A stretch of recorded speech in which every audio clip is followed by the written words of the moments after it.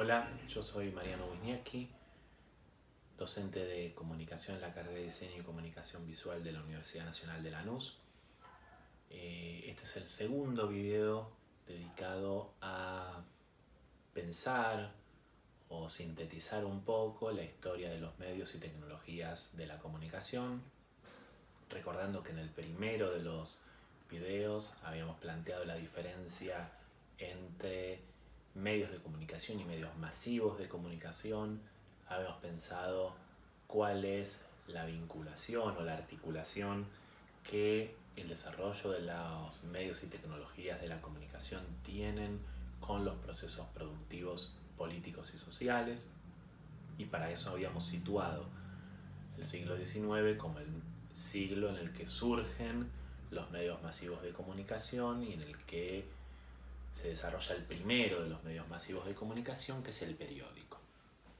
Bien, en este segundo video vamos a avanzar incorporando algunos otros medios masivos de comunicación,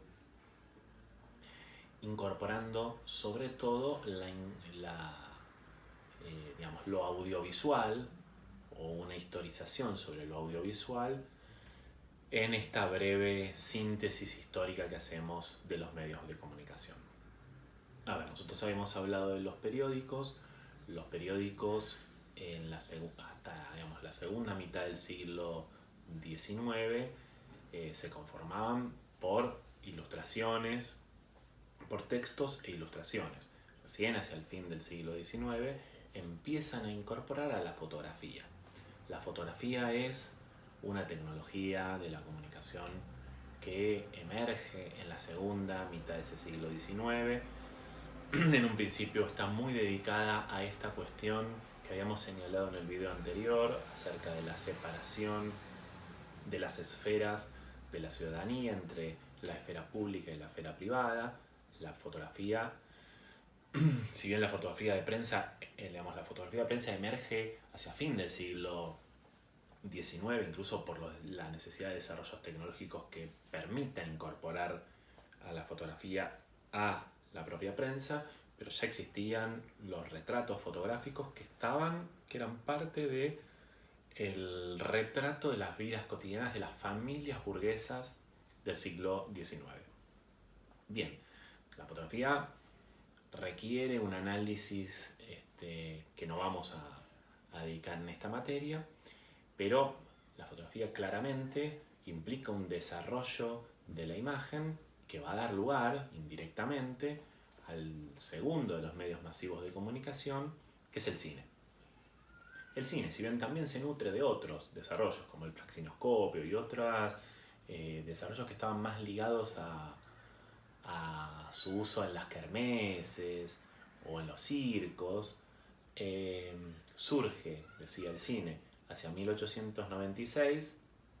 Las primeras imágenes en movimiento se emiten en 1896 a partir de lo que todos conocemos como los hermanos Lumière y su registro de los trabajadores del ferrocarril.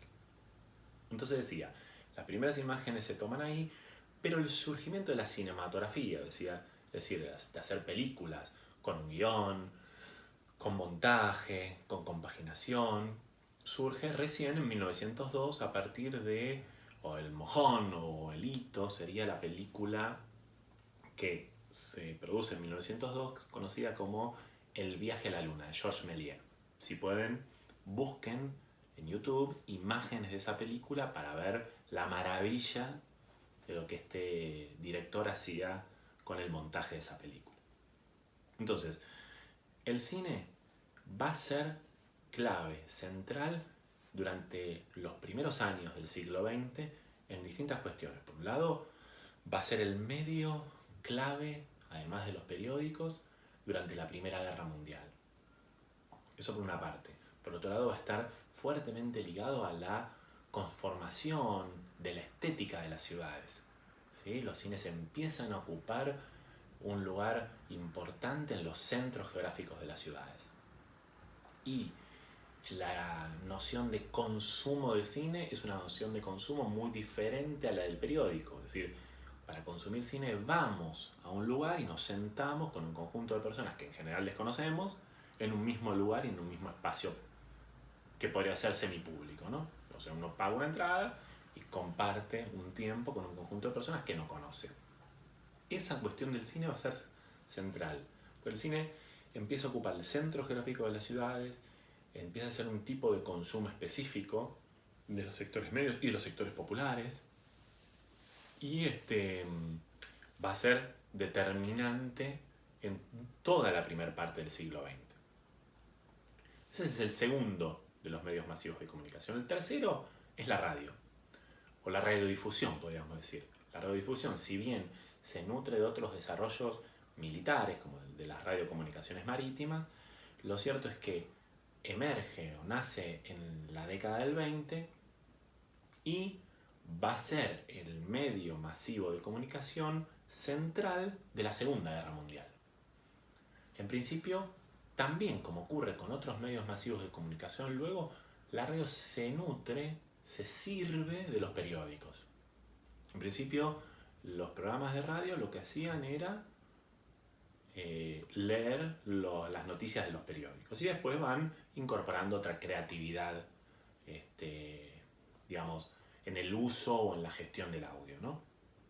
Entonces, qué sé yo, en la década del 30, en la década del 40 van a aparecer las radionovelas. Una actriz muy importante de la radionovela argentina era Eva Perón.